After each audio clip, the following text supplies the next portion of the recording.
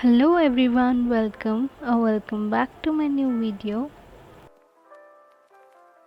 तो जैसा कि आप सब लोग को पता ही होगा कि यूपीएससी 2021 का रिज़ल्ट आ गया है और जो उसकी टॉपर है वो श्रुति शर्मा करके हैं और उन्होंने अपनी स्टोरी शेयर की है जो काफ़ी मोटिवेशनल है। तो उन्होंने जो अपना स्टडी रूटीन बताया है, अकॉर्डिंग टू हर वो 7 घंटे पढ़ती थी एंड फिर भी देखिए आज उन्होंने रैंक फर्स्ट गेन किया है। तो आई गेस आप अपना टाइम टेबल किसी भी हिसाब से बनाओ, बट वो ये होना चाहिए कि आप वो जो 7 घंटे हैं वो आप प्रॉपर कंसंट्रेटली पढ़ें। तो जैसे कि मेरा है कि 10 घंटे हो जाते हैं, बट स्टिल सिलेबस अभी कितना बाकी है, तो मैं उस चीज़ में टेंशन में रहती हूँ कि अभी सिलेबस बहुत बाकी है। तो ये चीज़ मुझे नहीं करनी चाहिए। मुझे एक ये चीज़ समझ में आई है उनके जो उन्होंने इंटरव्यू दिया है अपना उसमें। तो बस मैं कोशिश करूँगी कि पढ़ाई करूँ और बहुत ही पॉजिटिवली पढ़ाई करूँ। ये जो नेगेटिव थॉट्स हैं अपने दिमाग में अभी से ना लाऊं। तो बस आप भी अपनी पढ़ाई कीजिए बहुत ही पॉजिटिव माइंडसेट से, मतलब स्ट्रैटेजी ज़रूर बनाइए आप, बिकॉज़ स्ट्रैटेजी के बिना कुछ भी पॉसिबल नहीं है। तो स्ट्रैटेजी ज़रूर बनाइए।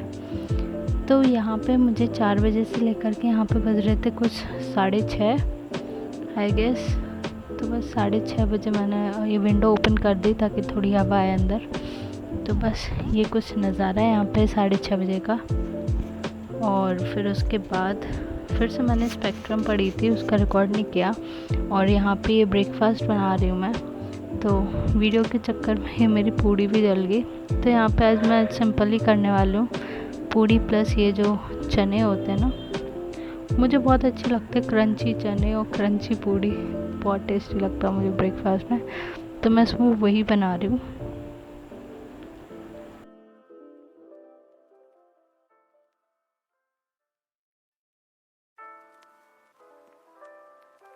मैंने इन चनों को बॉईल नहीं किया है, बस इनको मतलब जो रात भर इनको भिगो दिया था और सुबह से थोड़े से मिर्ची और प्याज के साथ फ्राई कर रही हूँ, बस दैट्स इट। ये काफ़ी हेल्दी है आपके लिए, प्रोटीन ये है बहुत सारा इसमें। तो ऐसी चीज़ें आप ज़रूर इंक्लूड कर दें अपनी डाइट में। और बस उसके बाद नहाने के बाद अब मैं फिर से पढ़ने के लिए बैठ गई हूँ स्पेक्ट्रम। तो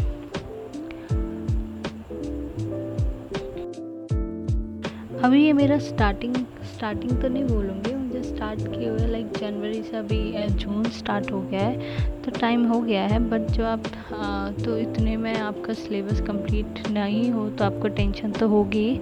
तो बस मुझे भी वो थोड़ी टेंशन ही होती है, इस वजह से मैं थोड़ा नर्वस हूँ।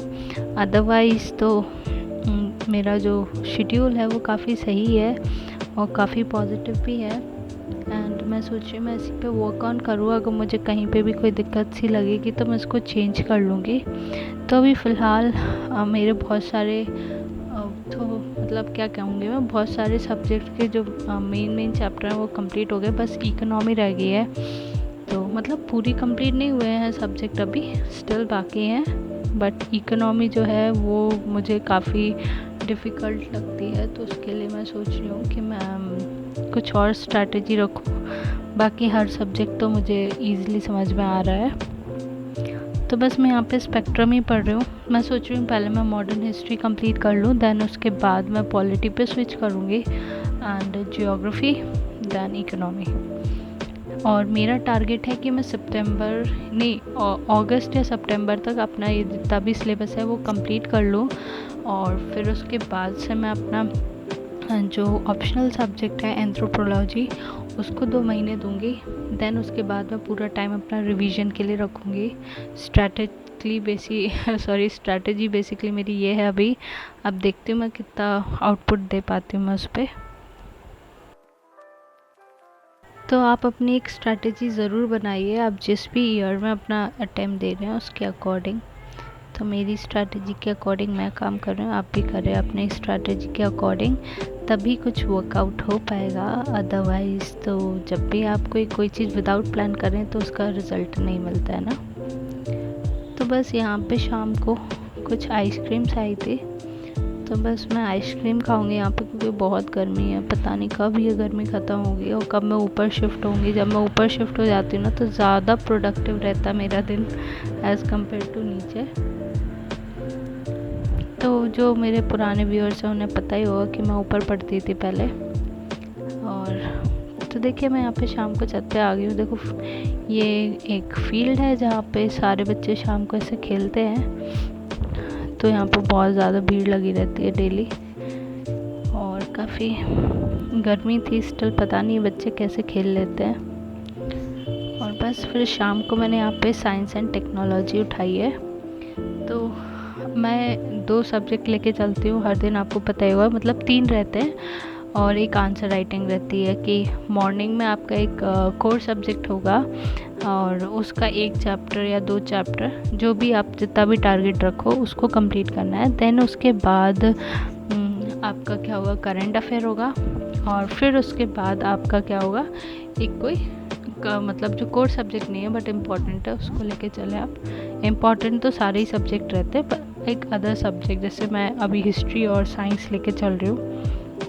तो बस आप भी ऐसे 2 सब्जेक्ट प्लस करंट अफेयर और plus daily 2 answer writing practice कीजिए। तो इतना टाइम है कि आप जब तक कंप्लीट कर लोगे, अगर आपका भी टारगेट ईयर मेरी तरह 2023 है तो। अदरवाइज़ आप अपने अकॉर्डिंग ही प्लान बनाएं।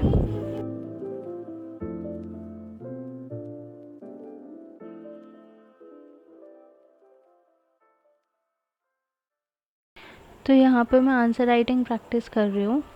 तो ये मैंने स्टार्ट कर दिया आंसर राइटिंग प्रैक्टिस काफ़ी दिनों से और डेली 2 आंसर राइटिंग प्रैक्टिस करती हुई हूँ मैं।